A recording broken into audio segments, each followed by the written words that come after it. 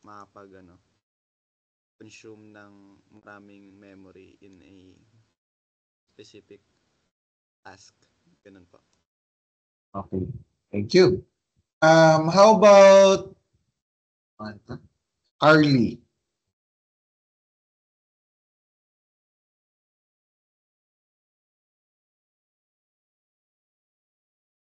When you say memory management, ano yun ba yung nasa isip mo? Ano yung unang pumapasok sa isip mo? Ano si Carly?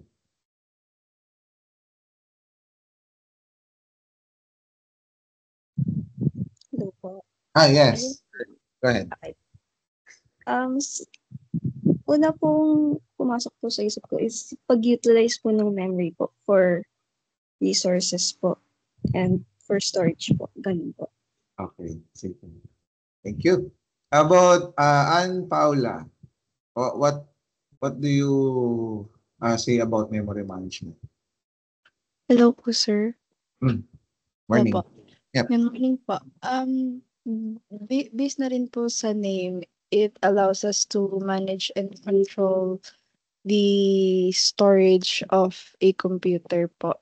To make sure na the computer, the OS po is running properly po. Okay. Thank you. Mr. Dayaw, yes. Yung akin, sir, pag-ensure po ng efficient memory use, tsaka para po ma-maximize din po yung system performance. Yeah. Actually, tama yung mga nabanggit nyo lahat, no? Those are the things that how we manage or how we allocate, how we handle allocation ng memory. Okay, that's correct. All of those are correct. Okay? Okay, so this would be the topics for today. Memory management strategies, swapping, paging, virtual memory management, demand paging, and also trashing. So guys, ito, gamit ko to kasi yung forte ko dun sa career ko is VMware engineer ako in the past bago ako dun sa current role ko. Yung paging and swapping, gamit ko to when I was a system administrator back then. Okay?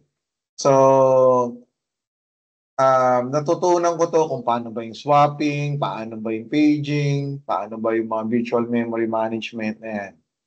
So, hindi natin kailangan sa uluhin, no? Kung ano ba talaga yung definition or ano ba talaga yung mga ginagawa. But ang kailangan natin is to understand ano ba yung mga ito. Alright? Okay, when it comes to memory management, no, this is a uni-programming systems. The main memory is divided into two parts. Sir, hindi po nakashare yung screen po. Sorry. Thank you for letting me know, Lance. Ulitin ko na lang. Yan. Let me know pag nakita nyo na yung screen pa.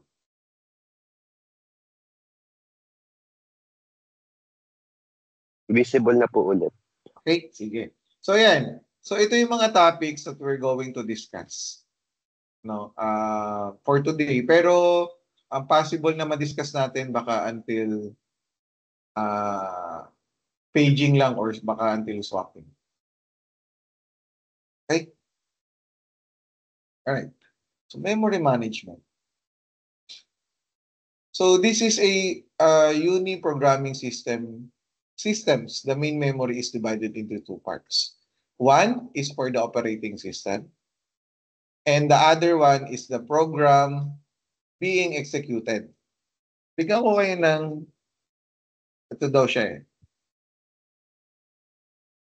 So usually, ayan, kapag tinanggal natin yung mga application na running,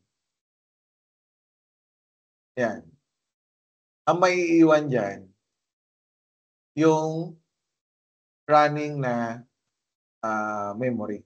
Running na memory under the operating system or the OS.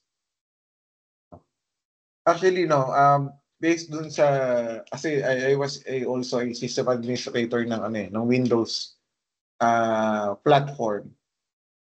So dati, kaya kami nagkakaroon ng issue kasi nauubos ng application yung memory. Ibig sabihin, nawawalan na siya, na-out of memory na siya. Kaya minsan nagkakaroon kami ng error na parang ganito. Google natin.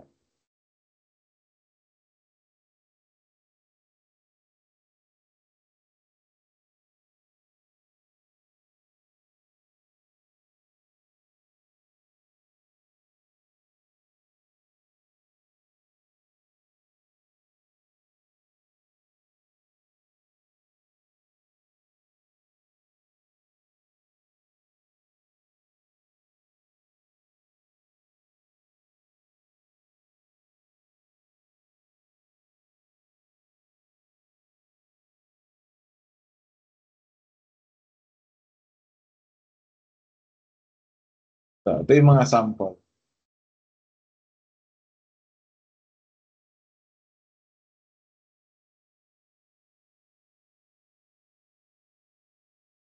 Yan, minsan ito yung mga nang-encounter natin. Your device ran into a problem. Tapos, kung titingnan natin, no, meron niyang error eh. Ayan, no. Meron niyang error. Memory management. Minsan, kapag pinili natin itong QR code na to, no, pupunta tayo dun sa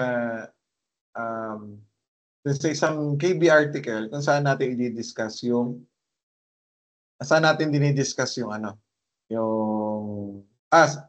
KB article kung saan i-discuss yung error and paano natin siya masosolve. So, ganun kasi mag-handle si Microsoft. Okay? So, ayan, meron ding mga BSOD, tapos, usually, ang ano lang natin yan is, i-reboot lang natin yan, then mapipix na. So, bakit nagkakaroon ng ganyan? Kasi nauubusan tayo ng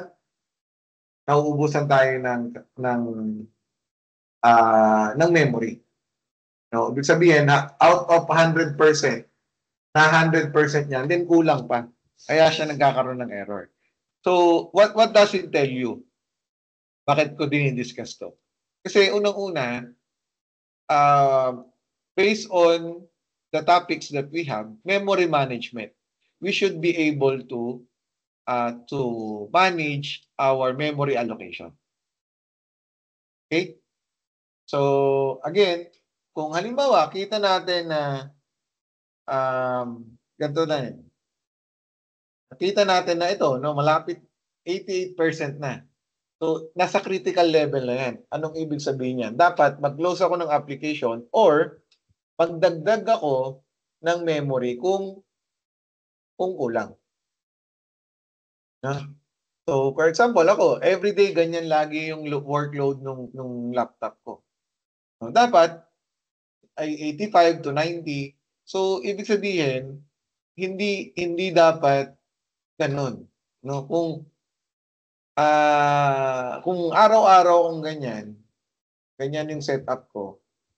So, ibig sabihin, medyo, pagka nag-run ako ng, alam mo, meron akong program na mas mabigat, for example, Adobe Photoshop or other program na kakailanganin ng memory. So, babagal siya. Kasi nga, hindi enough yung i-consume niya. Okay? So, kaya dapat pagka ganito, nakikita natin na kulang. Again, it's either i-close ko yung, marami kasi yung application na running ngayon eh. It's either i-close ko or magdagdag ako. So sa virtual machine, madali lang yan. Kasi right-click mo lang yan and then magdagdag ka lang ng memory. Okay na yun. Pero sa physical, kailangan mong bumili. No? Kailangan mong bumili ng physical memory. Right? Alright. Any question, guys? And so far? Okay. So in multi-programming systems, the user part of memory has to be further subdivided to accommodate multiple processes. Ibig sabihin, um, yung kailangan nating i-subdivide, yun yung memory allocation natin. For example, para dito sa uh, para dito sa, ano ba, meron tayong database na i-install. Ilan ba yung kakailanganin natin para doon sa database server na yan? Or doon sa database application na yan? Kakain ba siya ng marami or hindi? So, i-allocate natin siya. Okay? Also, in operating system, memory management is the function responsible for managing the computer's primary memory. Right? And the memory management function keeps track of the status of each memory allocation, either allocated or free. Ibig sabihin, no, kinikip niya yung track kung yung memory natin is allocated na ba or free pa. Okay? As what I can show you earlier, no? Ayan. Ayan natin dito. So, ang free space na lang yan is, ayan, no, as of now, 8% na lang. Okay? So, ang available na lang natin is ito. Okay? So, ang in-use natin are 5.4.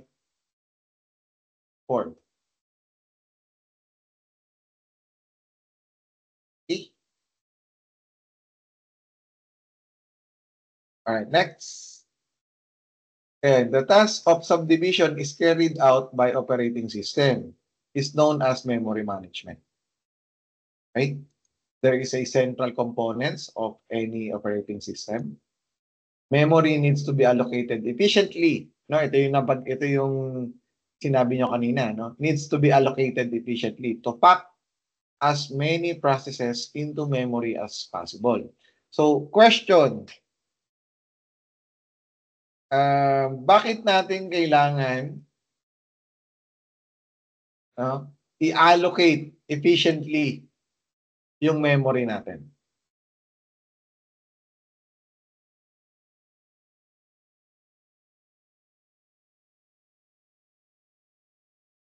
Guys, bakit natin kailangan? Based dun sa na-discuss ko. Go ahead, Sid. Sir, ano po, para po hindi masayang yung memory natin kasi let's say meron tayong process na onti lang naman yung memory na need pero nag-allocate tayo ng napakaraming memory doon sa process na yon. And then, pag may pumasok tayong process na parang task heavy na ang laki ng memory na need niya tapos onti na lang po yung resource na meron tayo. So, parang magkakaroon ng parang imbalance dun sa dalawa. So, baga parang hindi sila magra-run na ano, as they should. Kasi, ayun nga po, baka magkaroon ng error since kulang sa resource. Yeah. In short, nagsasayang tayo ng pera. Ano? Pag gaganan. Tama ba? Sid? Opo, sir. So, ito yung sample, no? Meron, ito ESX host natin to. For example lang, ha? Ito yung tinatawag natin na ESX host. Virtual machine, pinag-uusapan natin, ha? VMware yan, ha? VMware.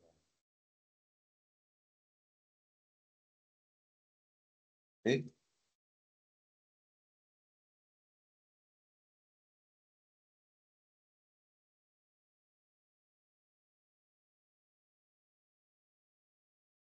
Ay,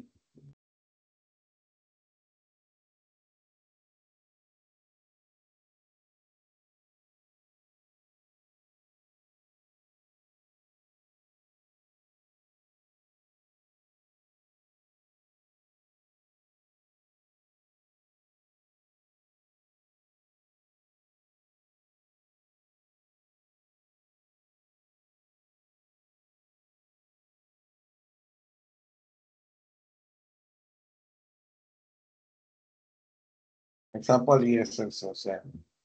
Itong buong to, ESX host yan ha, yung green. Tapos, lahatin ko na nga.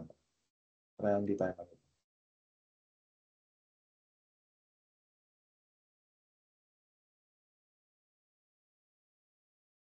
balik tayo.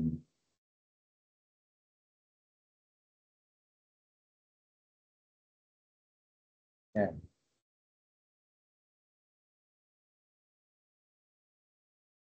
Yan. For example, ESX host ko. And then, ito yung mga BM niya.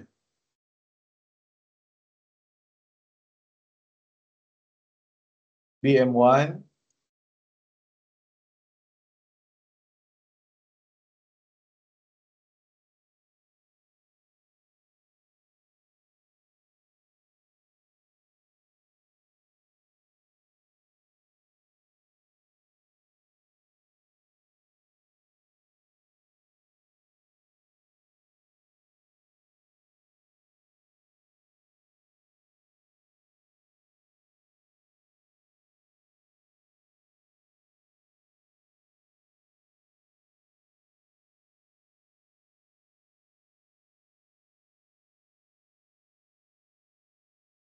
Ayan, for example, no? And then, ano ulit yung sabi mo, Sid? Kanina, yung explanation mo. Ano lang yung quick lang.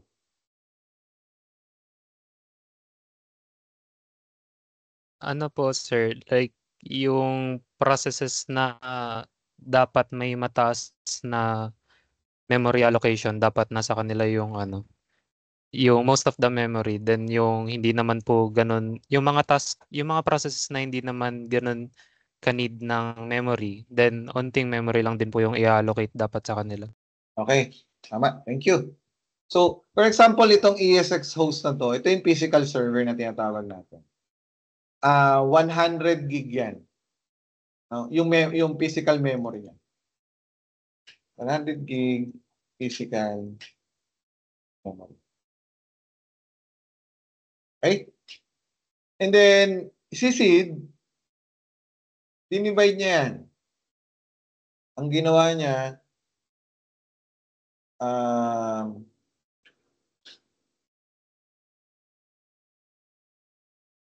25.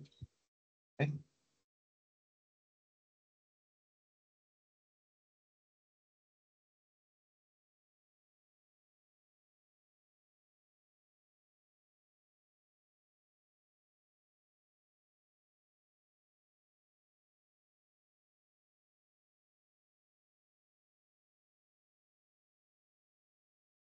$25.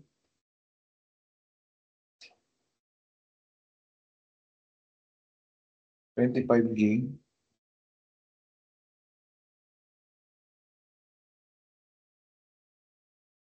$25 gig. 25 gig. 25 gig.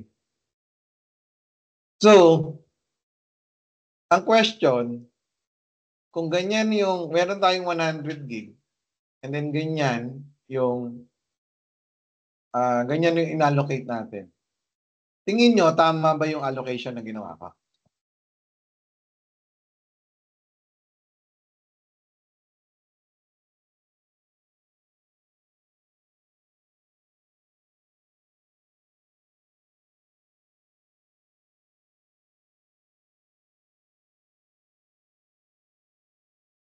Anyone?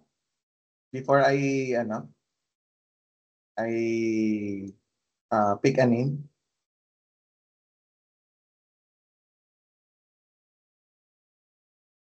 Sige. Paulo, go ahead. Sir, since hindi naman po nabanggit yung mga specific processes po na ginagawa ng mga VM, para po sa akin tama naman po yung allocation since hinati lang po equally. So, wala pong susobra dun sa memory ng host. Okay. Sige. How about the others? How about Eliza? What can you say? Tama ba yung allocation ko? Sir, same lang po kami ng idea po ni Paolo. Since wala naman po kasing specifications kung ano pong app yung, kung ilang memory kailangan. Okay, lagyan natin ng app. SQL. Database to. No? Familiar naman kayo with the SQL, no, guys? Or database? Yes po, sir. Okay. Tapos, Oracle. Database ulit. Ano pa ba? Give me ng application na bigat. O, sabihin natin, BBL. Gamit natin ng BBL. What else? Photoshop, sir. Photoshop. Pero, sige, Photoshop. Okay, yan. No. Given na yan. Given na ganyan yung Eliza. Yung mga applications natin. Tingin nyo tama to. Sir, para sa akin hindi. Bakit? Kasi katulad nga po nung sinabi ni Sid, may ibang application kasi na heavy. Kailangan ng malaking allocation ng memory. Katulad nung Photoshop o kaya nung I don't know, SQL. Basta ang alam ko lang, sir, Photoshop talaga. Okay lang. Visual Studio daw, no? Kasama ni Photoshop. Sabihin natin. Ayun, sir. Talagang kailangan niya ng malaking memory para siya, smooth na nagra-run. Okay. Sige, thank you, Eliza. How about Georgette? Wala si Georgette. Sige, Christian. Sir, sa tingin ko lang po, mali po. Kasi, let's say na isang application po dyan, hindi naman po niya na-utilize yung 25 gigabytes. So, may nasasayang ka po na extra memory dun sa isang mga BM po dyan. Yan lang po yung tingin ko po. Okay, sige. Go ahead, Vince. Sir, for me po, medyo mahina ka lang. Pero go ahead. Tatapat ko lang yung speaker ko sa tenga. Go ahead. Okay pa. For me po, magkukos po yan ng bottleneck. So, if apat po silang gumagamit ng memory in a same time po, magkukos po siya ng like overload or yun nga, bottleneck. Okay.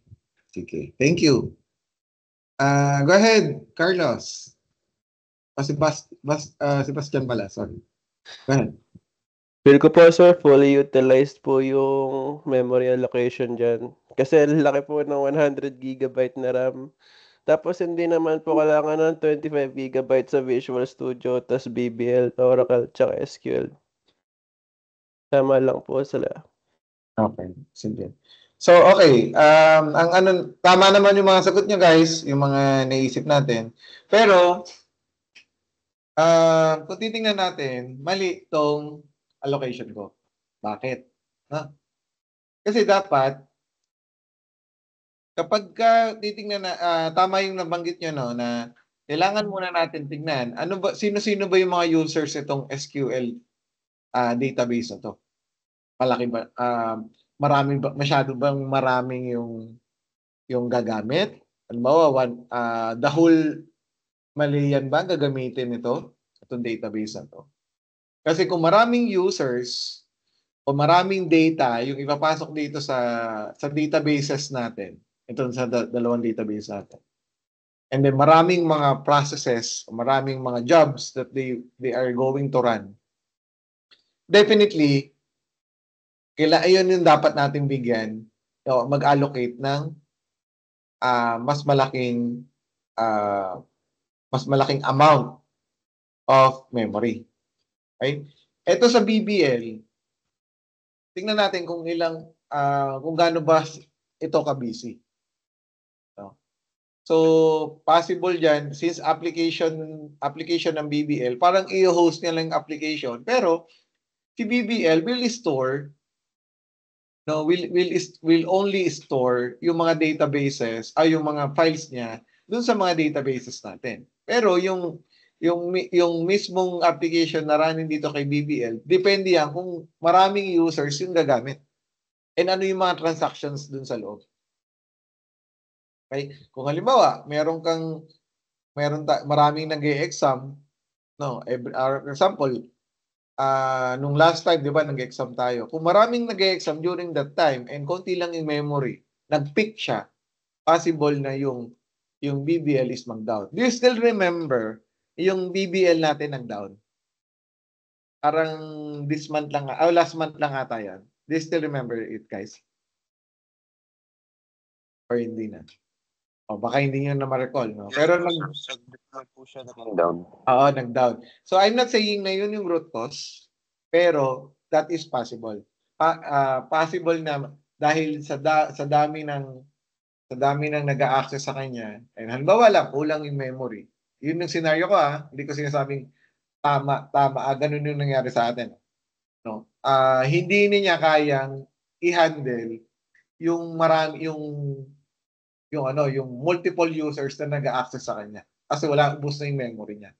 Kaya nag-down siya. Possible na ganun yung nangyari. Okay? So, 25, 25, 25. So, titingnan natin, mali ito. Bakit? Kasi, kailangan natin, for example, ito, si BBL, no? Dinivide natin yan. Dinivide natin yan na 100 gig lahat yan. And then ito, kailangan niya ng more memory. Halimbawa, nag-spike siya. Nag-spike yung ano niya. Halimbawa, parang ang binigay lang natin is 25 gig. Pero meron kasi mga backup server na, halimbawa, merong activity. Backup server. So, bina-backup siya, for example.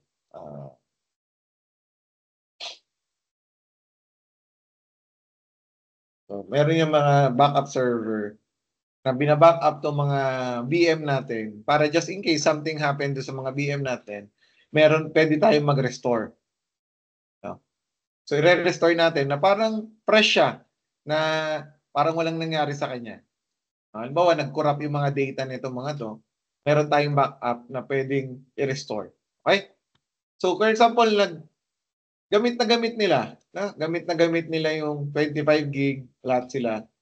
And then 100%, may utilize natin yung ESX host physical memory natin na 100 gig. So, nag-trigger si backup. So, kakain din to ng time kakain din to ng memory. So, ang tendency niya, pag nag-trigger si backup, for example, meron din siyang, kumain siya ng mga 10%. So, mangyayari, 25, 25, 25, 25. So, tapos 10%. So, mga 110%. So, si ESX host mo, possible na maghang to. Kasi, hindi ka nag-allot ng breathing area ni ESX host. So pagka nag-down tong ESX host na to, nag-down siya.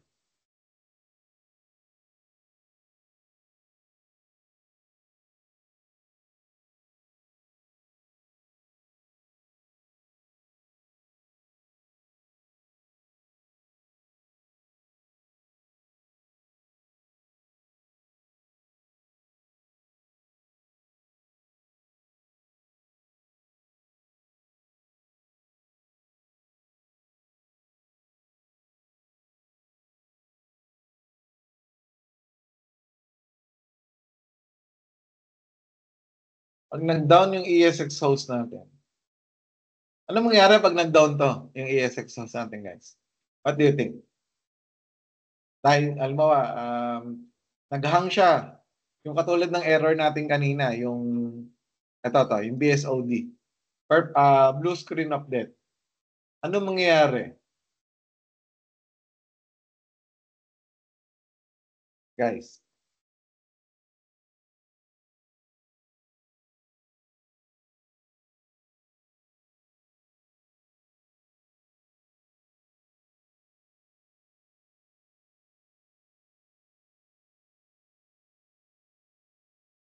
John, Robert, Mr. Santos. Para po sa akin, sir, ano po, pag nag-down po, wala pong makakagamit nung iba't ibang VMs. Okay. How about the others? Hazel. Pag nag-down to, ano mangyayari? Pag nag-down yung ESX source natin,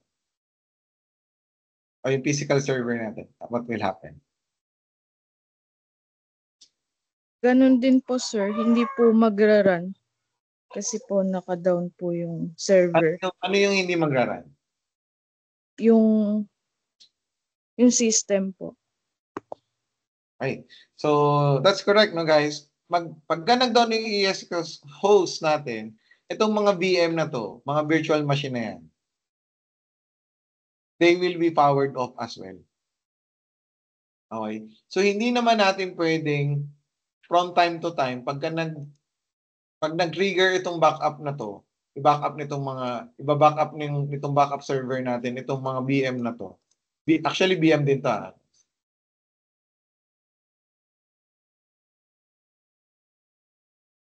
Yan.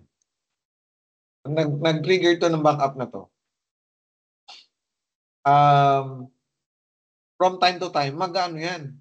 Magda-down yung ESX source natin. Magkakaroon tayo ng memory management error.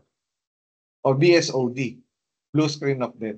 So, kaya kailangan i-allocate natin ito ng maayos. Kung halimbawa, yan talaga yung ano natin, no? Yan talaga yung design natin. And kailangan talaga natin ng 25 gig per server or per VM or per virtual machine. Kailangan natin magdagdag ng additional memory. Okay? So, for example, nakita natin, no? Usually kasi dapat 80%. So, ngayon, meron kang 100%. So, kailangan mong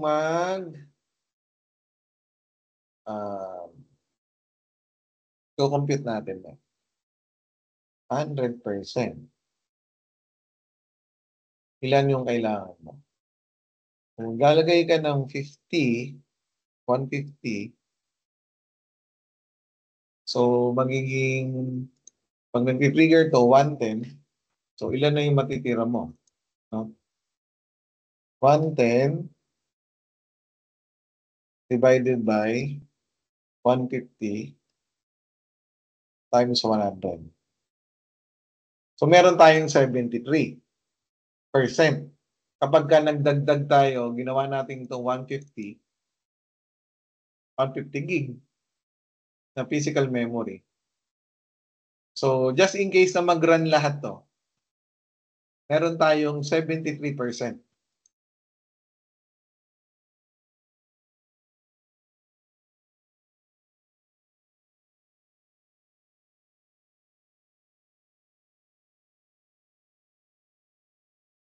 Ay, wala.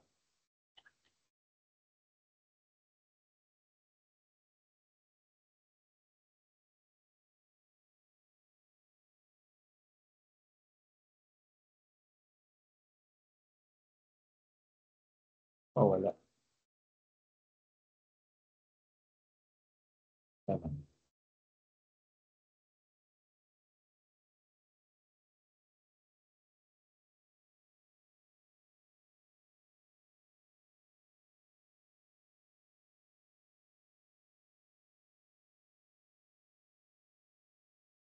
Hindi ko na alam.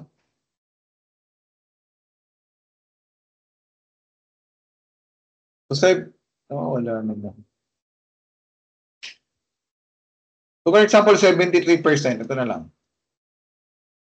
Meron, yung 73% natin, tingin nyo stable na siya kapag ganyan yung pinakamataas niya na magra-run yung backup server.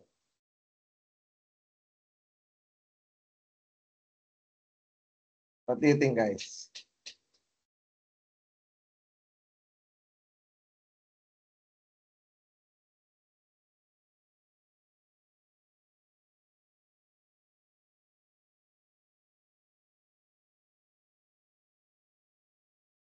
Julian, Peter, what do you think?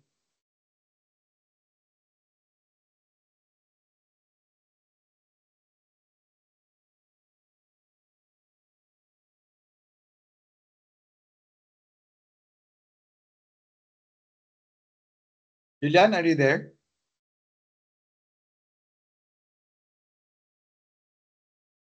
Hello po, sir. Narinig po. Yeah. Do you have any answer to my question?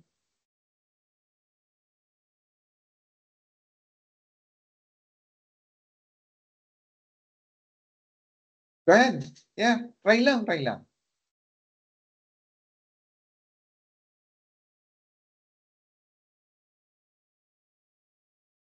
How about Cyril?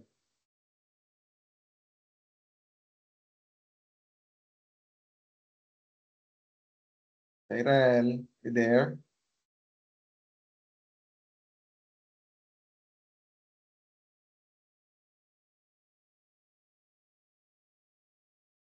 Cyril, are you there? Cyril James?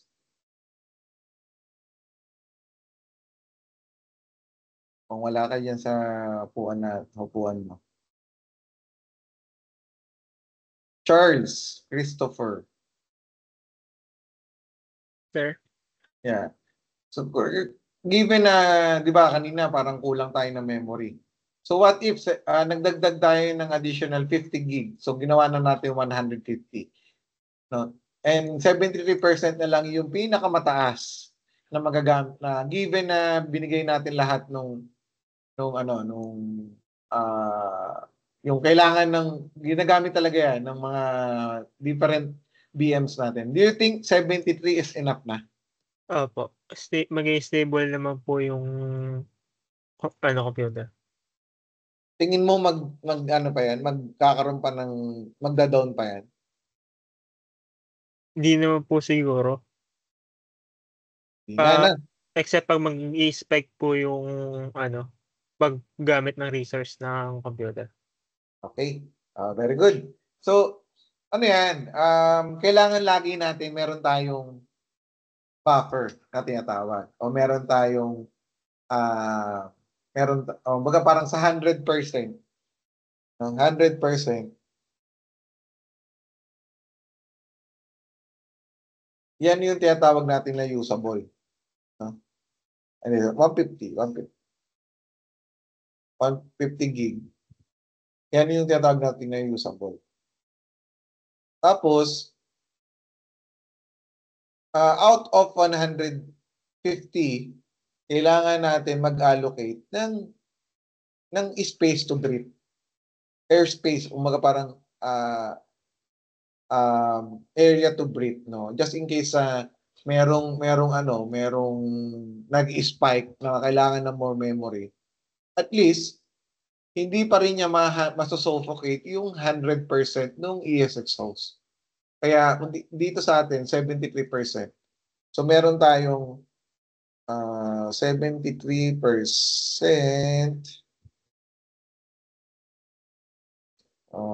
So pagka minus 100 mo yan. So meron tayong 27% to parang area to breathe. So that would be enough or sufficient na to handle yung mga ganung bagay. Okay? Actually, pwede pa nga yan up to 80%. Kung meron ko pa maglalagay ka pa dito ng additional server na mababa lang yung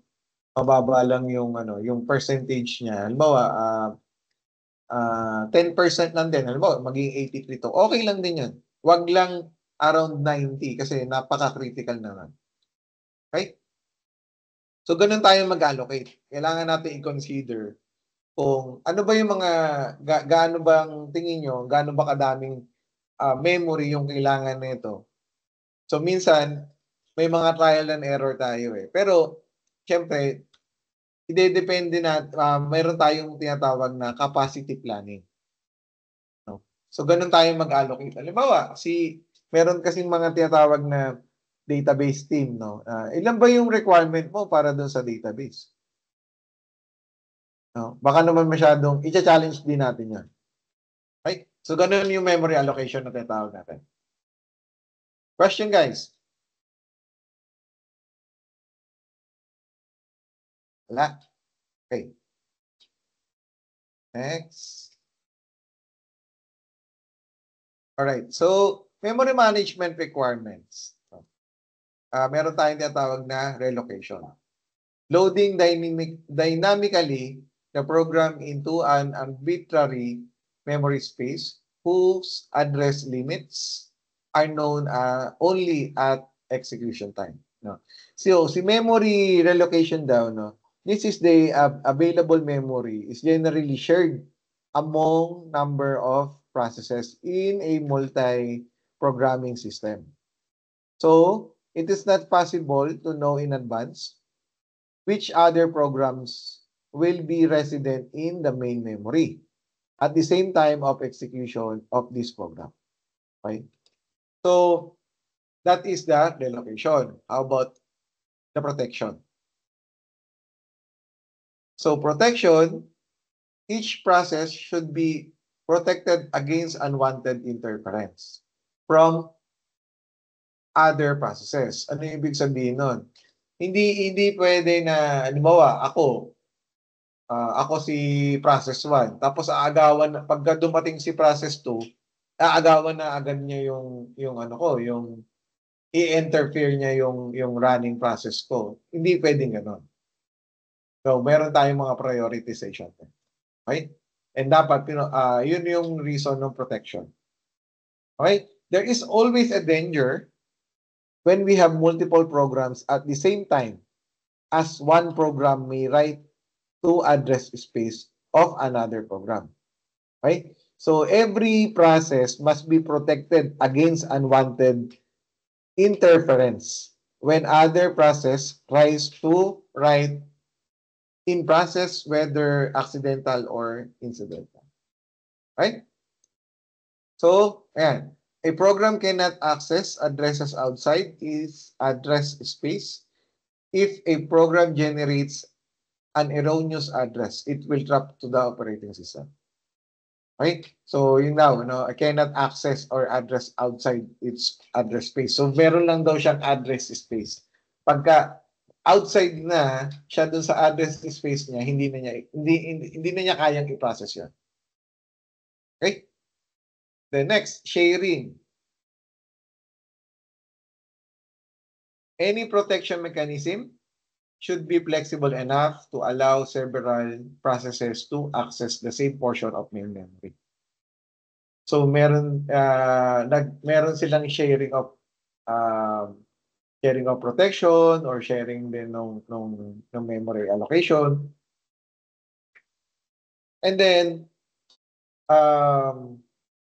this is allowing each processes access to the same copy of the program rather than have their own separate copy as the advantage. Right? For example, meron tayong multiple processes may use the same time file, and it's natural to load one copy in the main file memory. So, the memory will let it shared by those processes. Baga parang kung meron ng running process, hindi niya gagawin niyang multi-process na mag-create siya ng panibago. No. Pwede natin gawin na shared niya lang siya. Okay? Ganun yung ginagawa ni memory. Okay? And then, how about logical organization?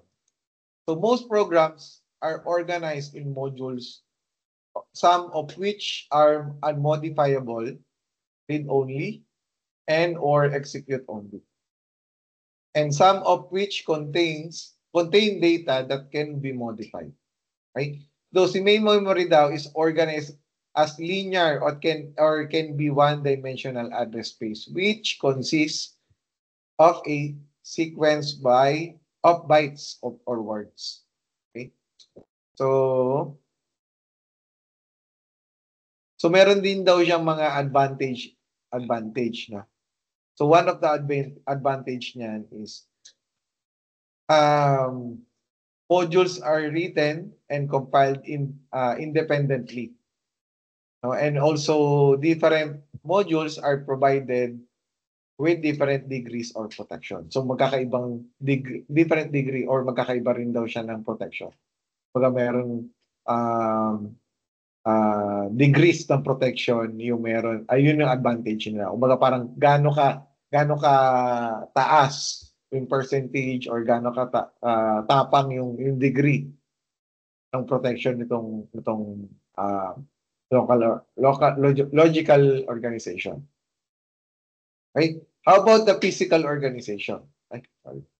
Memory is organized as at least two-level hierarchy. Okay? And the structure of computer memory has two levels, no? Referred to as main memory and secondary memory. Ibig sabihin, meron daw tayong secondary and main memory. Okay? So ito daw yung memory hierarchy review. Meron tayong registers or register. Meron tayong, register naman is fastest memory element, but small storage, very expensive. Okay? Cache. Fast and small compared to main memory, acts as a buffer between the CPU and main memory. It contains the most recent use memory locations. Okay, ito yung cache. Main memory is the RAM of the system. So ito yung random access memory. No? Hindi pa siya nasa-save, running lang yan pagka main memory. This or hard drive. So pagka na-save natin siya, yun na yung pinaka alam mo, yung mga drives natin. This is type of the memory doon. Doon natin nasi-save yung mga files natin. Okay? So they are also connecting to ito, tulad na to. Special device of internal or external to CPU. So ayan yung mga connection niya. Ito naman, input-output bus. So ibig sabihin, yung kung halimbawa, disk storage to, pwede itong through the network or pwede rin naman merong mga fiber optic o pwede rin na serial connection yung gamit ng storage. Okay? Right. So basic memory management, monoprogramming without swapping or paging. So ganito lang daw siya. No? Ito yung types. So user program. Under ng user program, meron tayong operating system. So ito naman, yung B, pinagbaliktad naman yan. Nasa taas naman yung yung operating system in pero ito gamit niya ROM. Yung kanina naman is RAM. No? Read-only memory. Ito naman, random access memory. Then sa baba niya yung user program. Okay, and then yung C, meron lang tayong kasamang driver, device drivers dun sa read-only memory. And then, combination siya, no? May combination siya ng dalawa kasi meron na siyang ROM and then meron pa siyang RAM. Ito naman, ano lang siya, specific lang siya for ROM and specific lang to kay RAM. Kay RAM and then kay ROM. Okay? And then, kay C, combination ng ROM and RAM. And then, meron din user program. Okay?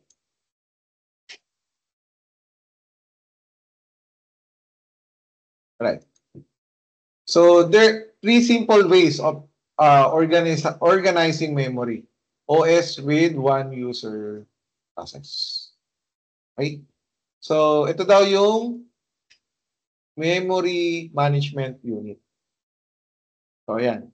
Ano ba yung memory management? Now, this is a special hardware device used to take care of logical physical address. So, ibig sabihin, meron tayong mga addresses na ginagamit. No? So, si CPU, logical address niya is 250.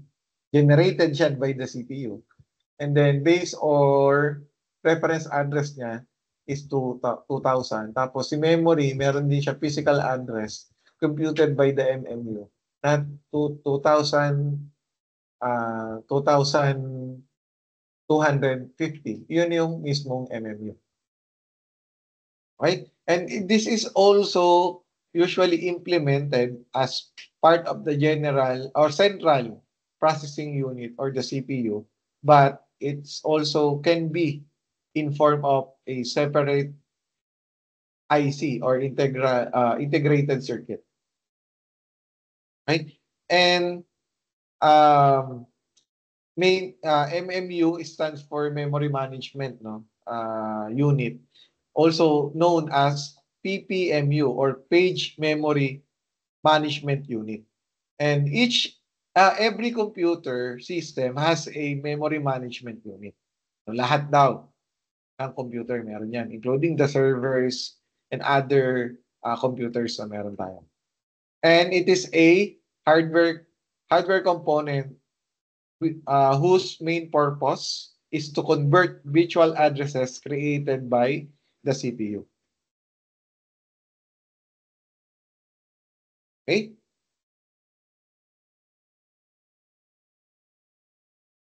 Next natin.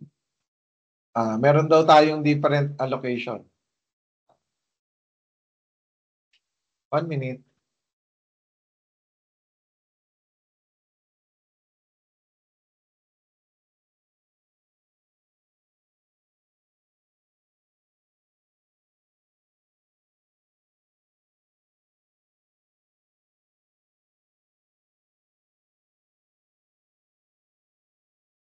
And meron daw tayong different strategies allocation or allocation strategies. No, first is yung 1 minute guys. 1 minute lang. May someone I need to get lang from 1 minute.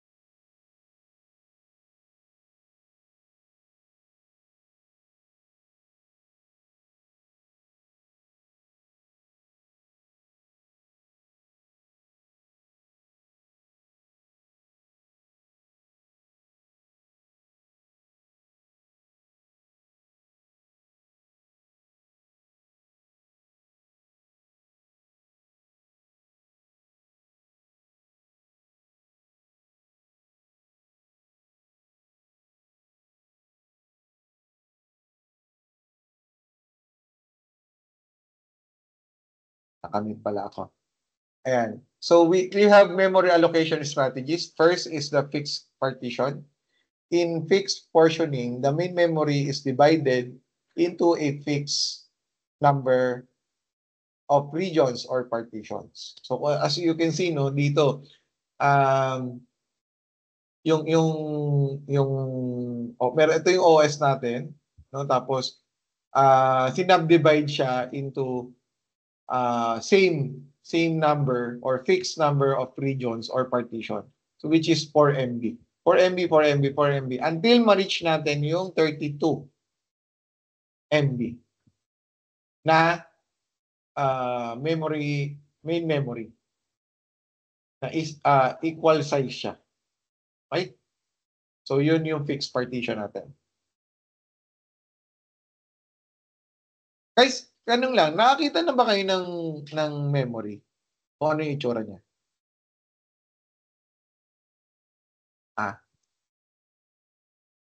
Guys.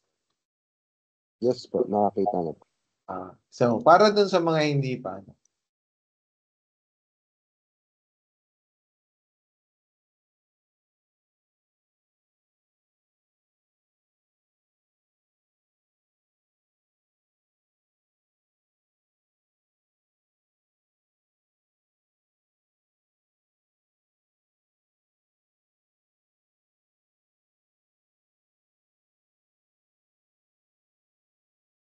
so, ganito siya. Okay? Kahit sa mga servers natin,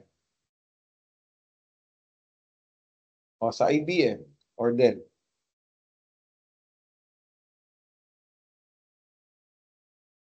ganyan din siya.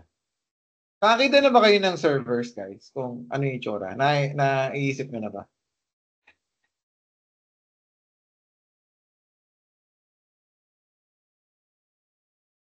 Any one of you?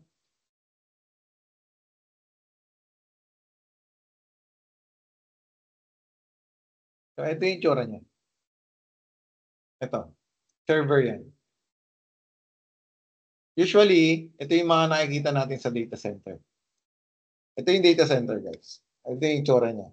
O yung tinatawag natin minsan na computer. So, ayan. May idea na kayo, guys, kung ano to? Ha?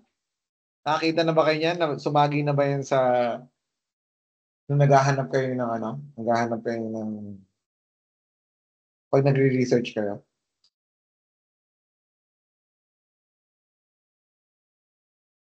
Yung ginagamit, Erickson, yung ginagamit natin sa routing and switching.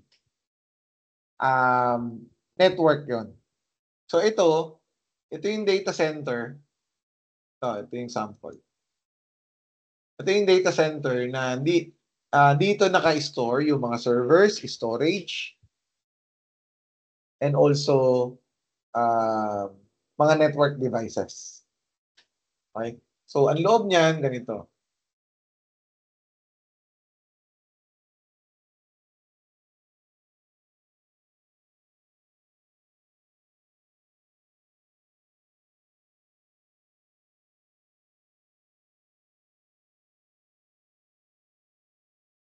Ayan. So ito mga ano to, I think router to, no, or core switch na naka-connect sa fiber ano yan, fiber optic. Okay? So, yan yung itsura niyan, no? Ito rin. Yan. So lahat ng mga servers natin na yan, may mga memory yan. No? Ito, mga LAN cable din yon. Ayun, LAN cable yan na connected. Okay? O pwede rin naman fiber optic din na connected. So, ganun na itsura niya. Okay? So, going back, ganun tayo yung fixed partition, no? Dinidivide niya into fixed number. Okay?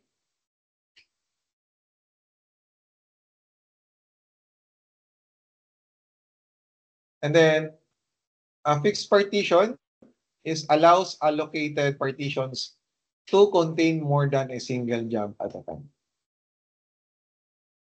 So, meron din daw yung pros. Ano yung advantage, no? Easy implementation. So, bakit natin nasabing easy implementation?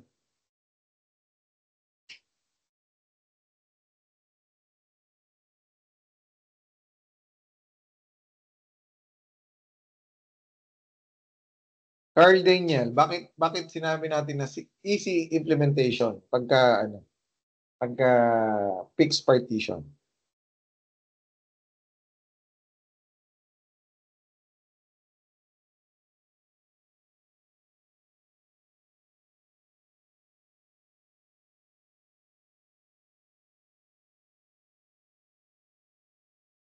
Carl Daniel, Carl? Are you here, Carl?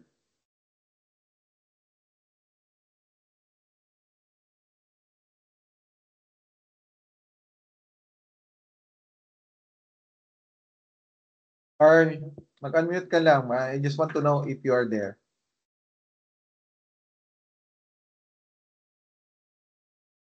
Okay. Sige, Joshua, Miguel. Morning, sir. Am I audible pa? Yeah, I can hear you. Okay, so sir, I think dahil na madali pong i-implement si fixed partition dahil nga po na fix po siya.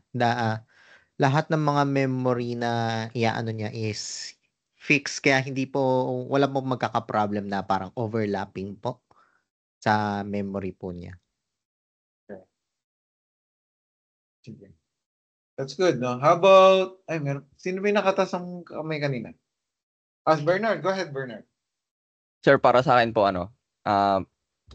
pagka-fix, predictable po yung ginagamit niya gumagamit po nung nagma-manage ng memory. So, kunwari po yun, dun sa example, 4 MB. Ano na po natin na 4 MB lang yung gagamitin ng bawat process. Tas, pagka naman po, for example, ito-troubleshoot din siya, alam na rin natin kung saan partition nakalagay, ilan yung ina-allocate na memory. Ganun po, sir. Tama din yan. No? That's correct. Both answers are correct. No? So, madali daw siyang i-implement kasi hahatiin mo lang yung memory sa sa fixed amount. No? Halimbawa, ito, fixed amount is 4 MB. So, i-implement lang natin. Ano pa? No? It's a lower of OS overhead. The fixed partitioning requires lower excess along with indirect computation null power. So, you do not need to compute ng sobrang complicated. Napakadali na pagka fixed partition. Okay? Pero thank you for answering my questions, guys. Right? So, size of partition is static or constant, no? Unless the system rebooted. Okay? Then, meron pang isa, internal fragmentation. So, wasted of memory, which occurs if the size of the memory partition allocated to process is larger than the size required by the process. So, is there someone can explain what is this? Idea lang, guys. Raise your hands. Ano yung pagkakaintindi natin? Go ahead, John Edward. Hello, sir. Rinig po. Yeah. So, ang pagkakaintindi ko po dyan is, kunyari dun sa example nyo kanina ng VMware, na merong 25 gigabytes na allocation para sa kada VM.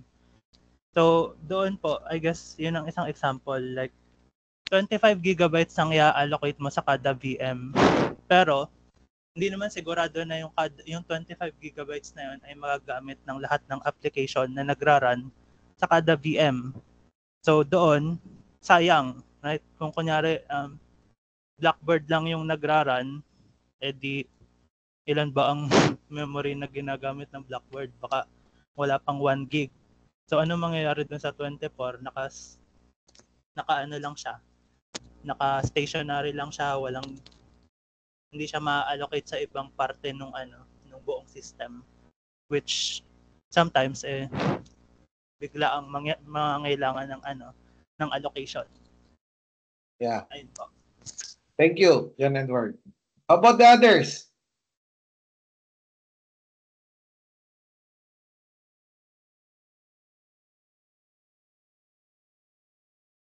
Anyone?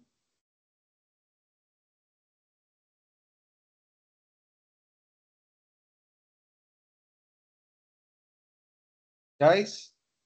Sino pa? Aside from nabanggit ni John Edward.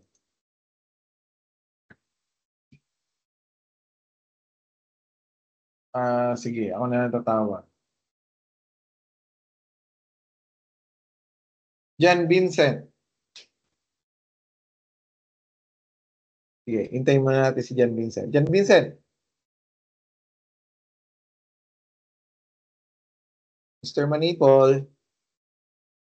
Are you here?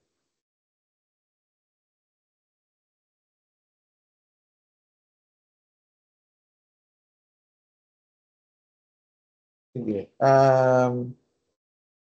Mark. Sir, tingin ko po sa internal fragmentation po, halimbawa po, 4 MB yung process ay yung maximum, then yung process is kailangan lang ng 3 MB. May 1 MB na hindi magagamit. Tapos kung magpapatuloy yun, mag-i-stack up po yun. So sa every processes may 1 MB na nasasayang, which is hindi nagagamit kasi occupied siya ng processes, hindi siya ma-allocate. Based lang po sa data structure. Okay. Right. One more. Thank you.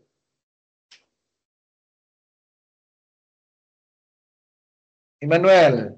Ay, sige, go ahead. Christian Kirby. Sir, try lang po. Based po dun sa sinabi niyo po sa BM nga po na example kanina. Pangit po kasi yung partition niya. Kasi let's say nga po yung sinabi nila na may isang process po na let's say 2 MB lang yung kailangan pero na-occupy niya is yung 4. So may masasayang na to doon. So let's say na napuno lahat dyan and may pumasok na isang malaking application na need ng 4 pero 2 na lang yung natitirang slot. So kung kakainin niya yun, possible na magkaroon ng issue po doon. Yun lang po yung akin. Yeah. Tama, no, guys? Tama naman yung mga answers ng mga classmates natin. So, kaya nga makikita natin, wasted of memory in which occurs if the size of memory partition allocated to a process is larger than the size of the required process. Example dito, ang required process natin is, for example, 2 MB lang. Tapos ang nandito is 8 MB. So sayang. Sayang yung 6 MB na pwede mong i-allocate sa mas malaking process. Alright? So the use of the main memory dito is inefficient. Any given program occupies a partition as a whole. This is also irrespective of how small it might be, and this is also leads to internal fragmentation. Right? So external fragmentation, wasted of memory, which occurs when there are partitions available, but none are big enough for any waiting process. Ano ibig sabihin nito, guys? Is there someone na pwedeng tumulong to understand?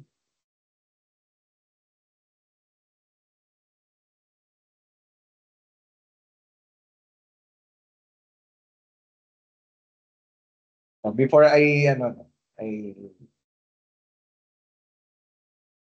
I choose kung sino or I call out.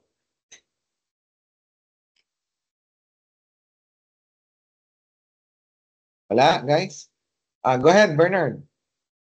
Sir, pagka sabi po dito, wastage of memory which occurs when there are partitions available but none are big enough for any waiting process. So, for example po, si P1, may cache sa kanyang 3 MB since 2 MB lang naman yung needed na process sa kanya. Si P2 naman, 5 MB. Pwede siya sa 5 MB na memory slot. Ngayon, si P3 naman, aantayin niya pa matapos si P2 na 5 MB din. So, parang na-waste yung 4 MB na slot dito, sir, kasi hindi siya magamit. Kasi yung process, 5 MB yung process 3, 5 MB yung needed. Yung memory slot nito 4 lang. Sige.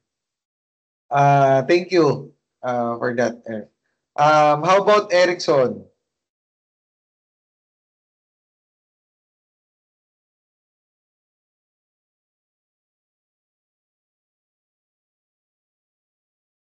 Yan ka ba, Erickson? Ay, sorry sir, ako pala. Hello po. Si Meron pa bang ibang Erickson dito? O, sir? Wala naman. ay, hindi ko po alam. Yeah, ikaw. Go ahead. Ang idea ko lang kasi sir is regarding sa external fragmentation is nga po, since ayun nga po, parang breaking down nga po siya ng tawag dito, ng storage nga po.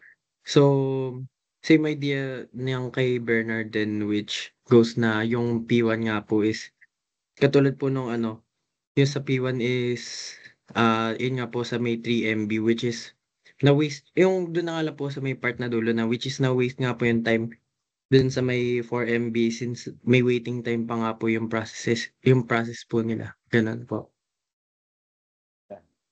Tama. Thank you for those answers, guys. Magaling naman ng students ko. Okay. So, as stated earlier, the total space that is unused in multiple partitions cannot be utilized for loading the process, even there is some space na available. Okay? You know disadvantage niya. But it's not a contiguous form. Okay? So, disadvantage siya ng external fragmentation. Okay. Variable partition. What is variable partition? Variable partitioning simply allocates the exact memory space needed by each process. Okay? And then, for example nito, a memory has a 32 MB main memory with the OS occupying the first 4 MB. All processes are inside the job queue. Ito yan. Okay. So, meron 4 MB na kung titingnan natin, meron na 32 MB.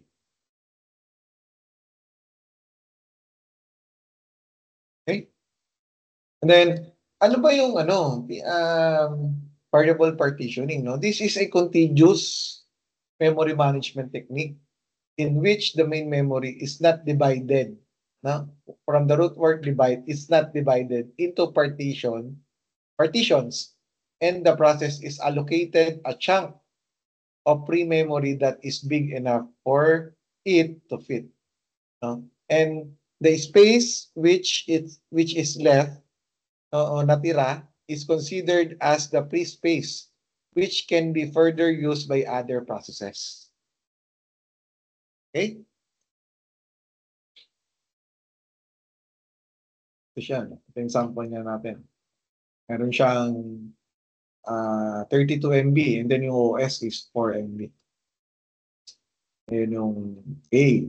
Yung B naman, meron na ulit process 1. No? So, meron na 12 MB, pero 4 MB pa rin to yung sa OS, and then meron na tayong free space of 16 MB. Ito naman, nagdagdagan ulit yung process. Doon na lang natitira. So, ganyan siya kung titingnan natin. Okay? So, ito, meron ulit process na dumating yung 8 MB. So, 1 MB na lang yung natitira. So, lagi dapat tayong merong natitira. Tapos ito, natapos na yung process. So, free space na yan. Maging 8 MB na yan. Okay? So, may dumating ulit na process 4. So, na 5 MB. So, meron ulit natira. So, ilan na lang yung free space natin or free MB natin dun sa F figure. Sige, magtatawag ako. Jade, Anthony, ilan na lang yung sa letter F? Ilan na lang yung free space natin na natitira?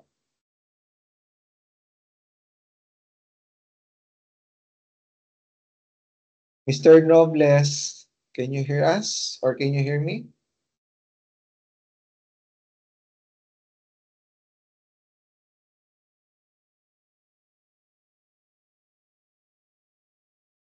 Mr. Aljon.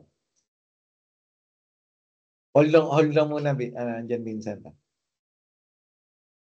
Mr. Aljon, how about you?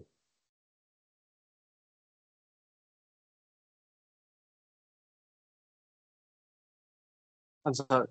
Aljon po ba? Ako po ba? Yes, yes, yes. Bale, 3 MB na lang po ang natitira. Okay, that's correct. Baba.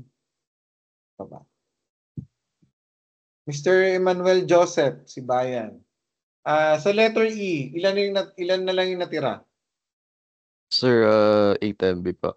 That's correct. Very good, guys. Guys, yung please make sure na nandito tayo. No? Kung hindi natin alam yung sagot, do not hesitate. Okay lang yan.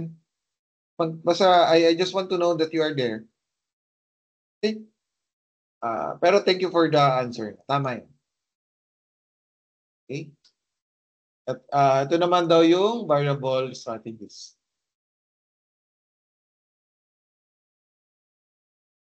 So, meron tayong 3 placement strategies of variable partitioning. First is yung first fit strategy. No?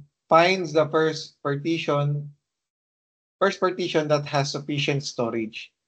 Space not taking into account how much memory it could be wasted. So, ibig sabihin, si first fit daw is parang hindi niya kino-considerate, no? Hindi siya considerable or hindi siya nag-take into consideration kung meron ba siyang masasayang or wala. Okay? How about does the best fit? Ano yung pagkakaintindi natin sa best fit? Mars J. Machu. Hello po. Yes. Kung ano po yung naiintindihan sa best fit po. Yeah.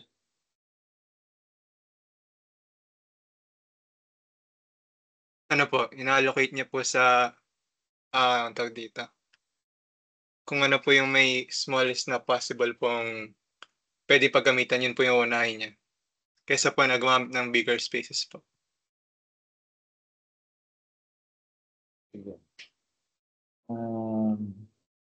Dwayne, how about you? Ano yung pagkakaintindi mo sa best fit strategy?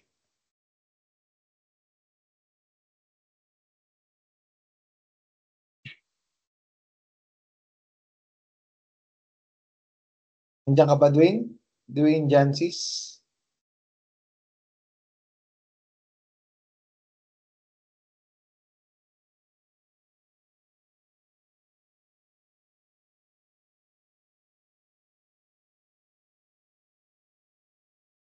Adriel. Sir, Ano pagkakaintindi mo? ang pagkakaintindi ko po sa best fit, sir, hanapin niya po yung mga smallest available space. For example po dito, sir, sa right side, yung image dito, 436 po yung mga available space. Tapos ang income process po is to iisa-isahin niya po yan hanggang mahanap niya po yung smallest partition, so which is 3 MB. That is why, sir, it is said din po na slower performance but better efficiency po. Okay. So, tingin mo, bakit siya naging better efficient? Pero ano nga daw siya slower performance nga daw siya. Pero bakit siya naging better efficient? Ayun nga po, sir, wala po siyang mawa-waste na memory. So, maiwasan niya rin po yung bottleneck, sir. Yeah, tama. Huh? Thank you, idea.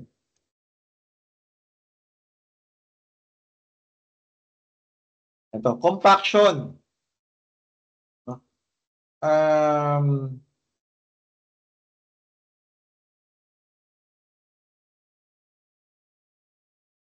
Jesse ba to or G's? Sorry, Mr. Jordan. Tama ba? Jessie po. Ay, sorry, Jessie. Babae. Sorry. My bad. So, Jessie, what do you, how do you find compaction? Read mo na, tapos Ano, compaction is moving the processes upwards in main memory. So the free memory location may be grouped together in one large block. Katulad po dito sa sa table po. 4, 3, and 8 po yung ginagamit po ng processes. So talaga i-compact po nila yung mga free para maging 13 MB po yun. So mas meron pang mas madaming process na magagamit. Kunyari po mga 10 MB, baka malaki, ganun po. Thank you. So, tama. No? How about si Jasper Jan Ragin?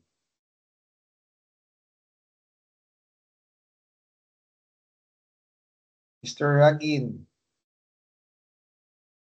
how do you find the compaction?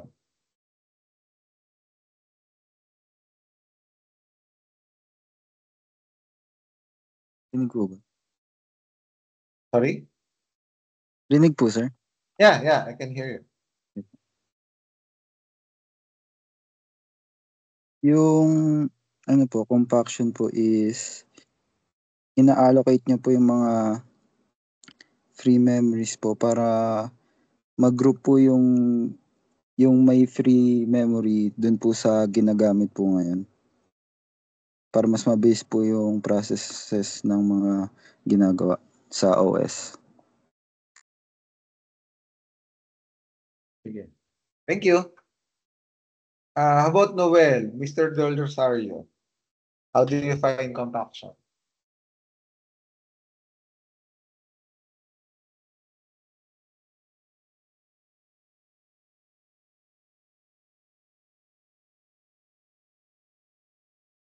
Noel, nandiyan ka ba?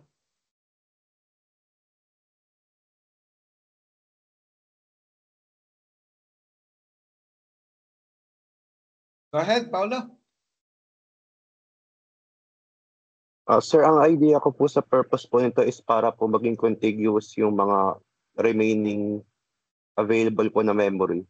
Let's say po before ng compaction, meron pong dumating na 8 megabyte process na required. Parang hindi po siya ma-allocate. Pero po kung kinompact po natin yung mga existing processes po, meron pong na 13 megabyte na contiguous memory po. So, kung meron man po dumating na 8 megabyte na process, pwede na po siya ma-allocate. Ayun po yung pagkakaintindi ko po sa purpose ng compaction. Tama, no? Contiguous. Yung from the root word contiguous in Tagalog, magkakadikit, no? Compact. Magkakadikit siya. Alright? Thank you, Mr. Paulo. So, swapping and paging. I think that would be the that would be the last topic that we have for today. Lang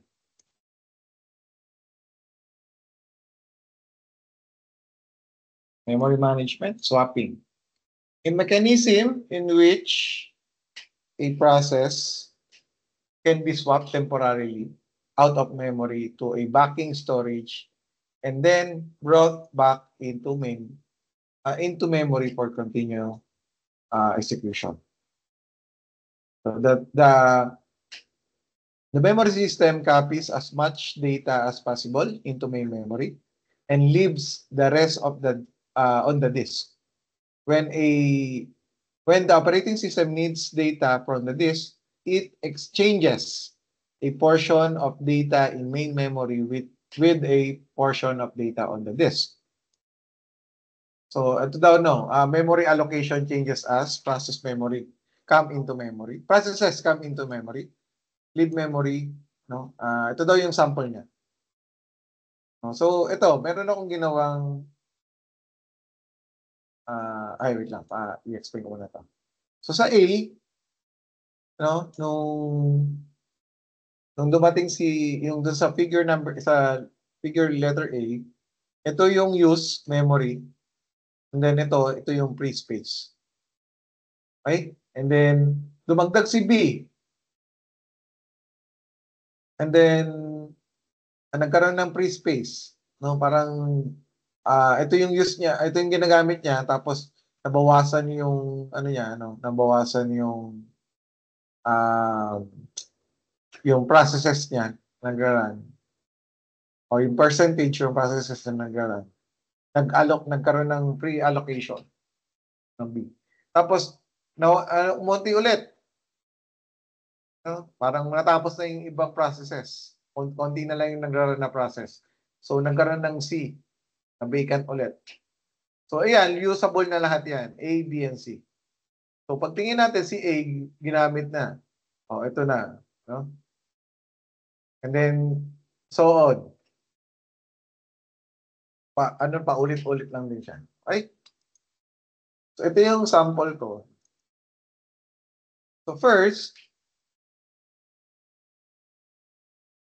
si main memory,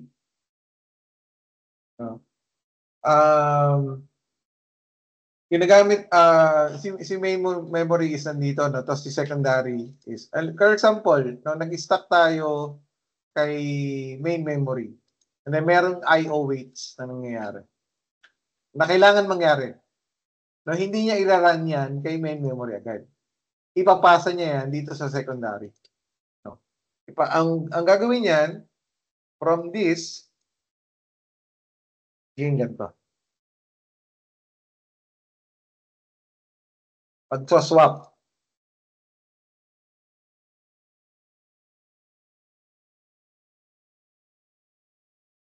No? Ililipat, magpapalit sila, kaya siya swap. Dito. Right? Pero dapat meron munang I/O bago sila magpalit o mag-swap. Okay? And then next, once na magbabalik sila ulit, meron ulit after nung I/O waits. Saka sila lilipat. No, mga input-output yun. Okay, ganun yung swapping na nangyayari. O, ganun mag-work si swapping. Kailangan merong input and output rates. Okay? And so on. Okay? So, shaded region are unused memory. Oh, mali pala ako dito. Sorry. No? Ito pala, yung mga unused memory. Sabi niya dito sa presentation. Okay, so ito, mga used memory yan. Okay? Next. Paging. It's a memory management scheme in which a process is allowed to occupy or non-contiguous memory space. Yes. I will call someone.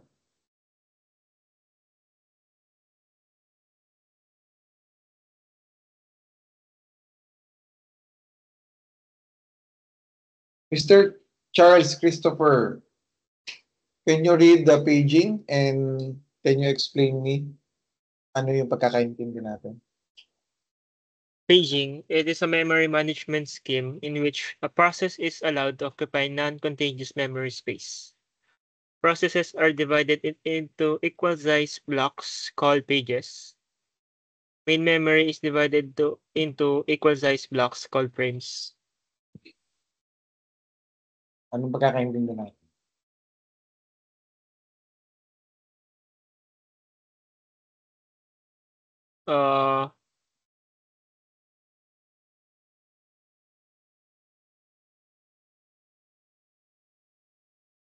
Guys, pwede mag-ano call a friend, pwede.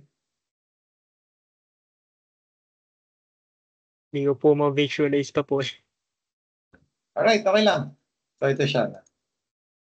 Pre-frame list. A pre-frame list, a list of which frames are free or available for allocation. So ito, mapakita natin kung ano siya. May ano yan. Ito. Ayan yung ano yan. So, paging, meron daw siyang mga frames. And then ito yung mga processes natin. So, as you can see dito, page 7-2. So, parang inallocate natin siya per frame. Pero meron siyang mga addresses, ha. Mapapakita natin dito. Meron siyang page table-based registers or PTBR. Points to the base of page table. So, meron siyang process control block or PCB. Diba napag-aralan natin ng PCB or page table, no? Stored in the memory. So, ganun din siya, no? Dito. So, bago siya pumunta dito kay ito si P7-2 is meron niyang mga addresses o process table. Okay? As you can see, kaya napunta siya dito sa prints. Alright, so ito yung page table. Okay? Page table of process 1 to. Ito naman si page table of process 2. Right? And then, ito naman, yung next, ito yung logical, ang sinasabi ko kanina na address nito mga to. Meron siyang logical to physical address translation. Yan, ayan yung logical natin. Meron page number and then offset or yung D. Parts of logical address. If the given logical address is given as, no, itong dalawa. Page number and offset. So ito example, page 10, then offset number is 253. Right? Then the word being accessed is word 253 of page 10. So ganyan yung pag translate, no, logical address to physical address. So paging logical address, assume there is a process whose size of is 1 KB or 1024 bytes and whose page size is 64 bytes. The minimum number of bits of its logical address is number of bits, no, log 1 KB or divided by log 2. No? So, log 1024 or 1024 bytes divided by log 2 is equal to 10 bits. And also, the number of pages of the process is number of pages process is equal to process size over page size. So ito yung sample, no. 1 KB divided by or over 64 bytes and then 1024 bytes over 64 bytes is equal to 16 pages. Okay? Ito nga. 1 minute.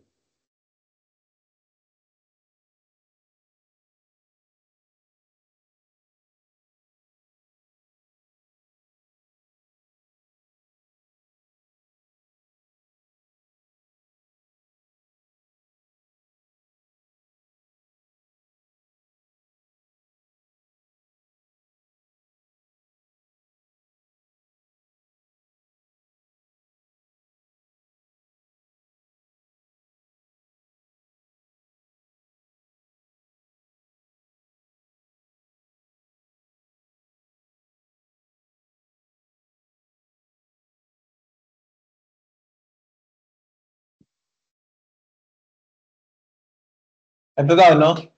A page is some number of bytes that is a power of 2. So, titingnan natin kung tama yung computation. 10, 24, divided by 64. So, 16. 10.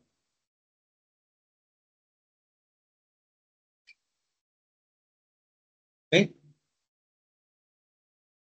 Paging logical address. The number of bits for page number field is log 16 over log 2 is equal to 4 bits. The number of bits for the offset field is 64 over log 2 is 6 bits. Therefore, ito yung ano niya, yung page number niya and offset.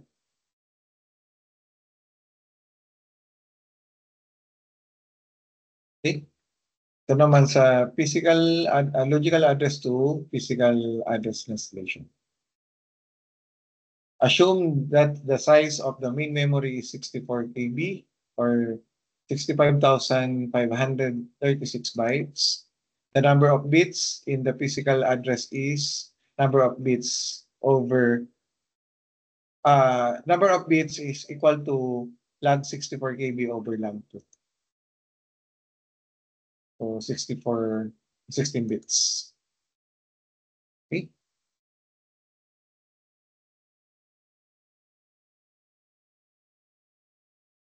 Then, the number of frames. Ito naman for the frames, no, in the main memory. Ito naman yung offset niya. Frame number. And then, offset naman natin is D pa rin. This is physical address. And number of frames is equal to main memory size over frame size. So, ito example, no, 64 KB over 64 bytes. So, we have 1024 or 1024 frames.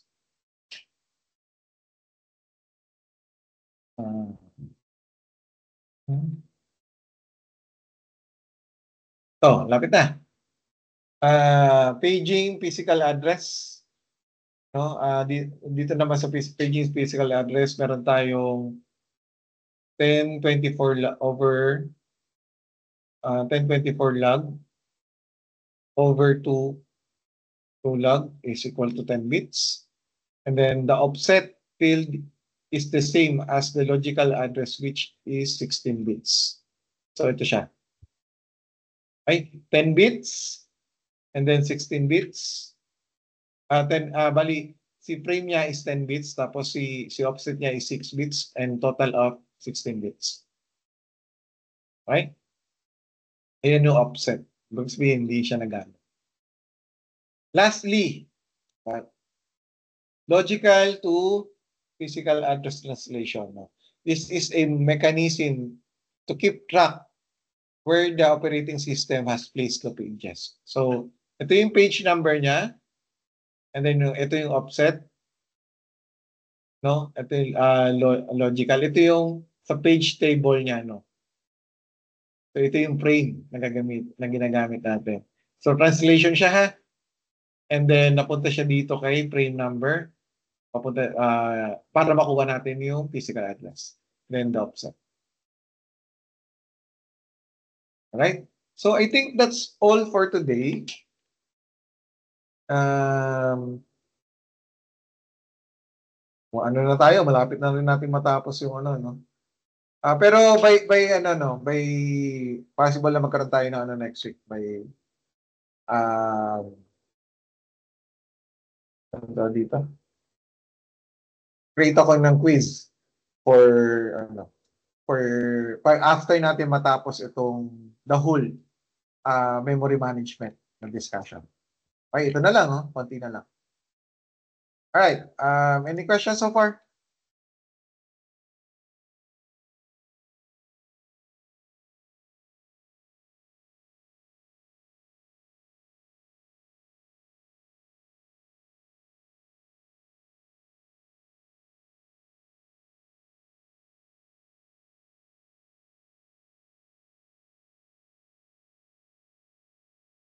Yes, Joshua. Sir, confirm ko lang po yun sa schedule po natin next week. Kasi po, diba, minention niyo po kanina na face-to-face na po tayo ang meeting po natin next week po. Yeah, actually, I am encouraging you to do face-to-face, no? Kasi, para at least magkita-kita naman tayo.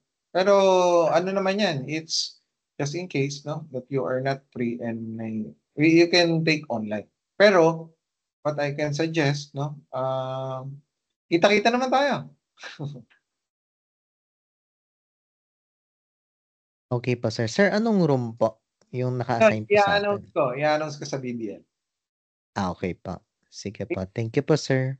Aside from that, is there any question pa? Sir, if ever po magmi-meeting po tayo, paano po tayo magkakasya sa isang room? Paano magka-classes? Alam ko yung room na ibigay sa atin more than around 70.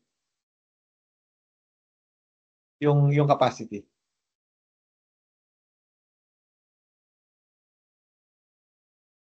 Okay? Ano pa?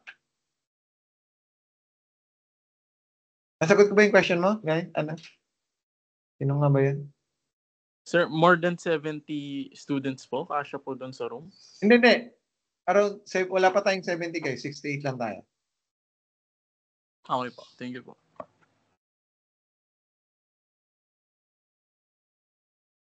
Ano ba yung binigay sa atin? Check ko nga. Ayan, meron tayong ito yung room. E508A. So, ang max slots natin is 70.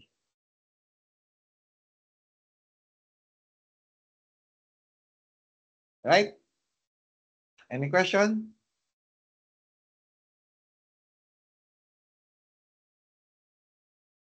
Okay, class.